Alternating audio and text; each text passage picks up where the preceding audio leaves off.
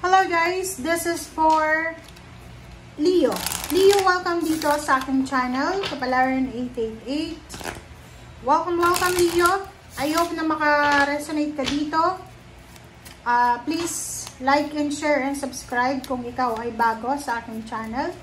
Kung ikaw naman ay matagal na, maraming salamat sa patuloy na panunood, pagsubaybay dito sa aking channel.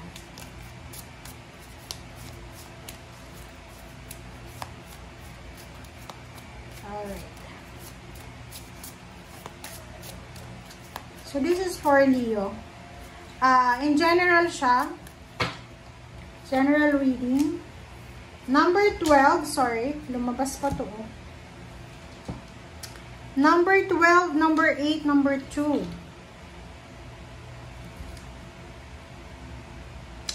Okay, nakikita nyo ba? Okay, so yung first card mo dito, Wings, number 8.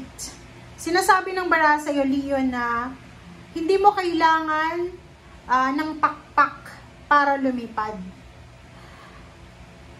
Iba't ibang klase ng konsepto dito sa Wings na to. It's either hindi mo kailangan ng diploma, ng edukasyon, ng connection, hindi mo kailangan ng tulong, hindi mo kailangan ng kakampi para magtagumpay sa buhay. Parang ganun. So, maybe for the last 2 weeks of August, sobra-sobra yung confidence level na mararamdaman mo. Number 12, number 3, expectation. Don't seek anyone's approval. Which is, ito yung pinaka motto ko talaga sa buhay. Ito yung mantra ko sa buhay, guys. Don't expect. Okay? Huwag tayong maghahanap ng validation or approval sa mga tao sa paligid mo. Kung ano yung gusto mong gawin, gawin mo siya. Gawin mo siya para sa sarili mo. Gawin mo siya para sa ikakaligaya mo. As long as na wala kang natatapakan na tao, as long as na wala kang ginagawang immoral, as long as na hindi siya illegal. Okay? So, sinasabi ng bara sa'yo dito, Leo, na iwasan mo yung sobra-sobrang pag-expect. Okay? And huwag tayong masyadong nakadepende sa approval kasi yung mga Leo, Aries, Sagittarius, matatag kayo diba? Parang ano kayo, parang forward movement palagi yung gusto nyo. But in terms of approval, palagi kayong naghahanap ng approval diba? Yung parang hindi kayo, like, halimbawa, napaka-big deal sa inyo yung batiin kayo na congratulations, yung parang gano'n, no. Alam mo ba, pag alam mo sa sarili mo na you're good enough, hindi mo kailangan na intayin yung congratulatory nila. As long, yun nga sabi dito, you never needed those wings to fly. Hindi mo kailangan sila. Okay? Parang sinasabi sa'yo, Leo, na kaya mo magtagumpay na mag-isa. Kaya mong gawin kung ano yung gusto mong gawin. Walang sino man makakapigil, walang sino man ang makakahadlang. And number 2, Evil Queen. Sinasabi ng bara sa'yo dito na you deserve sugar, not salt. So, sinasabi ng barahan na yan na deserve mong magkaroon ng kaligayahan. Deserve mong maging masaya. Deserve mong umiti. Deserve mong makuha yung success. Hindi mo deserve na umiyak, ma-disappoint. Hindi mo deserve, yun na nga, hindi mo deserve na maghintay sa approval or validation ng mga tao. Okay? So, yun. Thank you. Tingnan natin sa second deck, Leo. Okay.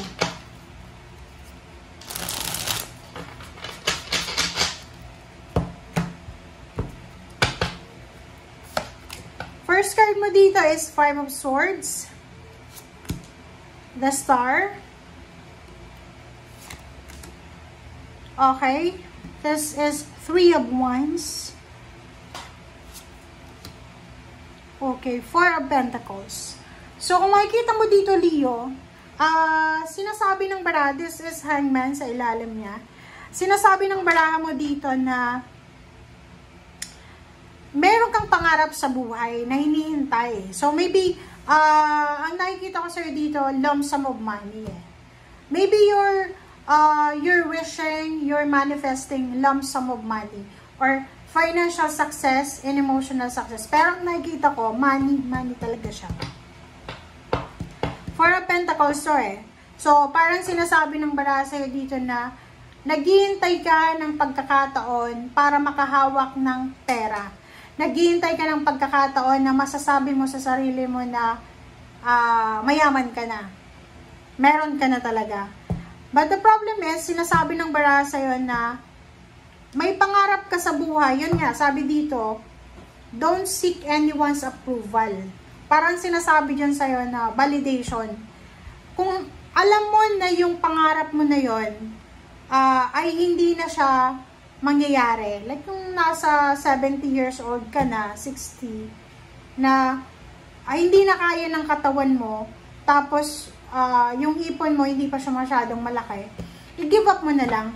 Okay, dito sinasabi na just give up kung ano man to na pangarap mo, na hinihintay mo na pwedeng mag-cause sa'yo ng like disappointments, kasi pag nasa 60 and 70 ka na, hindi ka na dapat nag-iisip ng material na bagay. Yung parang iniisip mo na lang is to relax, spend time alone, spend time with your friends, with your classmates sa elementary, high school, or sa college, reunion, or parang enjoying your golden days, or enjoying with your husband, with your family, parang ganon. So, ang focus mo dito is emotional and spiritual na. 'Di ba? So, kung ikaw ay nasa 60, 70 years old, wag na tayong masyadong mag-wish ng financial. Okay? Be contented na lang. Kasi, pag masyado kang mag-isip ng finances, ganyan-ganito, may stress ka. Okay? Which is dapat nag-enjoy ka na. Okay, so this is the bottom, the Hangman. Hangman and Five of Swords. Nasabi ng barahan na kailangan mo daw na ihang yung mga plano na alam mo na hindi na makatarungan or hindi na possible.